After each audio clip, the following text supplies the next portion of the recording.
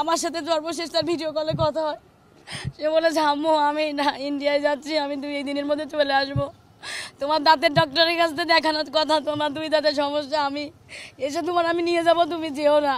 তোমার doctor phone করলে তুমি বলবা আব্বু ইন্ডিয়ায় গেছে, আব্বু এসে তোমাকে নিয়ে যাবে, তুমি থাকো আমি আসছি, এই কথা বলে গেছে আমার সাথে। তারপরে আমার সাথে আপনি কাউকে সন্দেহ করছেন? আমি কাউকে সন্দেহ করছি না, কিন্তু কারা এগুলো আমি দেখতে চাই, তারপরে আমি আমার সন্দেহের কথা প্রকাশ করব। আপনার কি সন্দেহ? না আমি এরকম কোনো কিছু পাচ্ছি না, এরকম কোনো কিছু আমি এখনো পাইনি।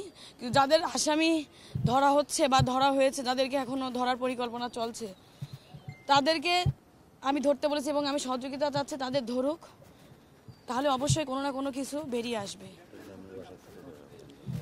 আমি কোনো কিছুই জানি না, আমি জানলে আমি তো তাহলে জেনেই যেতাম।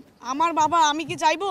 আপনারা বলেন, আপনার কাছে অনুরোধ, আমার বাবার আপনারা সহযোগিতা করেন, আপনারা আলোড়ন সৃষ্টি করেন। আমি মাননীয় প্রধানমন্ত্রীর মেয়ের মতন, সে আমার মায়ের মতন, আমি তার দৃষ্টি আকর্ষণ করতে চাই। সে আমাকে যথেষ্ট হেল্প করছে, সে আমাকে মায়ের মতন করেই বলছে যে তুমি চিন্তা করো না। আমাকে সে প্রথম দিন তার সাথে আমার রবিবারে রাত 9টায় একুশে কথা হয়, যেদিন আমার বাবার আর মিসিংয়ের কথা, রবিবারে না আমার আমি যেদিন ডিবি আঙ্কেলের এখানে আসছি, হারুন আঙ্কেলের এখানে, সেখানে তার আগের দিন কথা হয়েছে।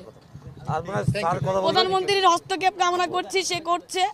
প্রধানমন্ত্রী আমার আশ্বস্ত করেছে, আমি ইনভেস্টিগেশন চালাচ্ছি, আমি সব রকম চেষ্টা করতেছি।